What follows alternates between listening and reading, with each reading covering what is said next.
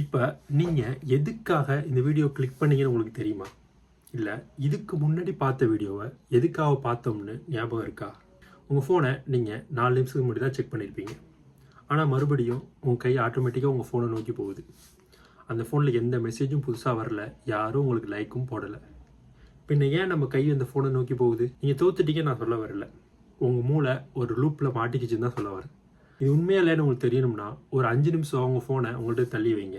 உங்களுக்கு அந்த 5 நிமிஷத்தில் உங்கள் ஃபோனை செக் பண்ணணும்னு தோணவே இல்லைன்னா உங்கள் கண்ட்ரோல் உங்கள்கிட்ட இருக்குன்னு அர்த்தம். அப்படி தோணுச்சுன்னா உங்களோட கண்ட்ரோல் இந்த சின்ன ஃபோன் ஸ்க்ரீனுக்கிட்ட இருக்குன்னு அர்த்தம்.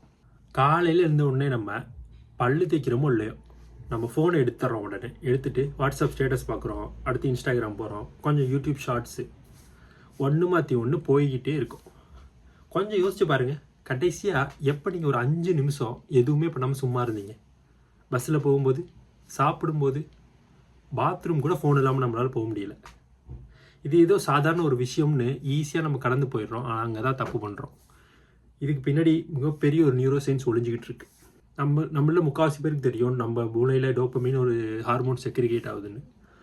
ஆனால் அது சந்தோஷத்துக்கான ஹார்மோன் நம்ம நினச்சிட்டு இருக்கோம். ஆனால் அது கிடையாது. டாக்டர் அனா லெம்பெக், ஸ்டான்ஃபோர்ட் யூனிவர்சிட்டியோட ஃபேமஸ் சைக்காட்ரிஸ்ட், அவங்க ஒரு புக் எழுதியிருக்காங்க. அந்த புக்கு பேர் தி டோப்பமின் நேஷன். இதில் அவங்க தெளிவாக ஒரு கான்செப்டை எக்ஸ்பிளைன் பண்ணியிருக்காங்க.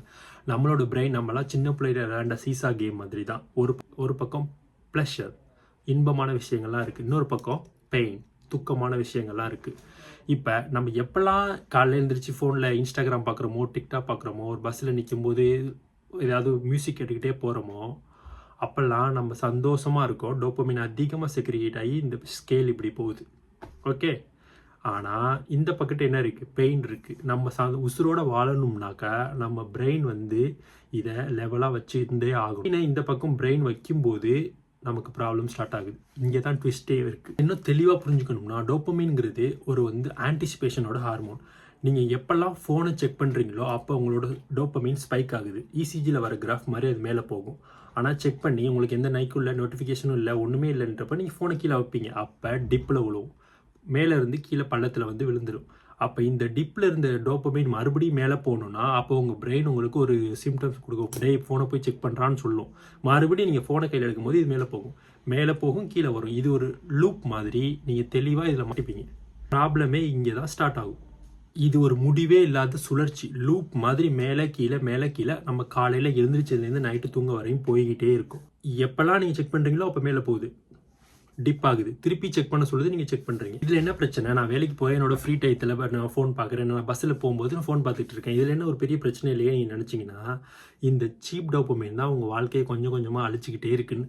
ஒரு நல்ல கூர்மையாக இருக்க கத்தி எடுத்து இல்லை சிமெண்ட் தரையில் போட்டு இப்படி தேய்ச்சிக்கிட்டே இருந்தால் என்ன ஆகும்? அந்த கத்தி மழுங்கி போயிடும். அதுக்கப்புறம் அந்த கத்தியை வச்சு ஒரு சின்ன காய்கறியை கூட நம்மளால் கட் பண்ண முடியாது. இதே விஷயம் தான் நம்ம மூளைக்கு நம்ம பண்ணிக்கிட்டே இருக்கோம். ஒவ்வொரு தடவையும் நம்ம இன்ஸ்டாகிராம் செக் பண்ணும்போது, ரீல்ஸ் பார்க்கும்போதும் நம்மளோட மூளையை நம்மளே மழுங்கடிச்சுக்கிட்டே இருக்கும். சின்ன வயசுலலாம் நம்ம ஒரு புத்தகத்தை ஒரு புக்கு படிக்கும்போது அதில் இருக்கிறத அப்படியே புரிஞ்சிக்க முடியும். ஏன்னா நம்ம அவ்வளோ ஒரு சென்சிட்டிவான மைண்ட் செட்டில் இருந்தோம். ஆனால் இப்போ ஒரு புக்கு படிக்கிறதோ ஒரு ஆர்டிக்கல் படிக்கிறதோ ரொம்ப கஷ்டமாக இருக்குது.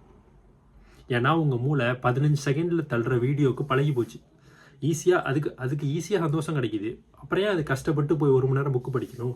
லேக் ஆஃப் ஃபோக்கஸுங்கிற ஒரு விஷயம் உங்களோட ரிலேஷன்ஷிப், உங்களோட கரியர் எல்லாத்தையும் கொஞ்சம் கொஞ்சமாக அழிச்சிக்கிட்டே இருக்குது. எதனாலனா நீங்கள் அந்த ஷார்ட் ஃபார்ம் கண்டென்ட்டுக்குள்ளே மாட்டிக்கிட்டதுனால. ஒரு ஈஸியான சொல்யூஷன் இருக்குது. டாக்டர் ஆனால் இதை எப்படி கிளினிக்கல் ரிசர்ச்சில் சொல்கிறாங்கன்னா 30 டே டோப்பமின் ஃபாஸ்ட் சொல்கிறாங்க. நம்ம ஒரு பாஸ் சொல்லணும்னா 30 நாள் விரதம் இருக்கிறது, அவ்வளோதான். நீங்கள் எந்த விஷயத்துக்கு அடிக்ட் ஆகிருக்குன்னு நீங்கள் நினைக்கிறீங்களோ, இதாவது சோஷியல் மீடியாவாக இருக்கலாம், கேம் விளையாடுறதா இருக்கலாம், டீ குடிக்கிறதா இருக்கலாம், தம் அடிக்கிறதா, எதுவோ அது என்னென்னு உங்களுக்கே தெரியும். அந்த விஷயத்தை ஒரு 30 நாளைக்கு நிறுத்தி பாருங்கள். ஃபஸ்ட்டு 10 நாள் நரகமாக இருக்கும், கோவம் வரும், அந்த விஷயத்தை திருப்பி மைண்ட் நினச்சிக்கிட்டே இருக்கும். ஆனால் அடுத்த 20 நாளுக்கு அப்புறம் கொஞ்சம் கொஞ்சமாக உங்கள் மூளை ரீசெட் ஆக ஆரம்பிச்சிடும். மழுங்கி போன கத்தி கொஞ்சம் கொஞ்சமாக ஷார்ப்பாக ஆரம்பிக்கும். உங்களோட ஃபோக்கஸ் கொஞ்சம் கொஞ்சமாக இம்ப்ரூவ் ஆகும். இப்போ முதல் விஷயமா இந்த வீடியோ பார்த்ததுக்கப்புறம் அடுத்த வீடியோவுக்கு போகாதீங்க. இந்த ஃபோனை லாக் பண்ணி வச்சுட்டு அடுத்து உங்களால் இது எவ்வளோ நேரம் அந்த ஃபோன் இல்லாமல் இருக்க முடியுங்கிறத பாருங்கள். அப்போ உங்கள் மூளை ஏதாவது ஒரு விஷயத்தை, முக்கியமான விஷயம் நீ பண்ண வேண்டியது பாக்கி இருக்குன்னு உங்களுக்கு சொல்லும். Your change begins from that.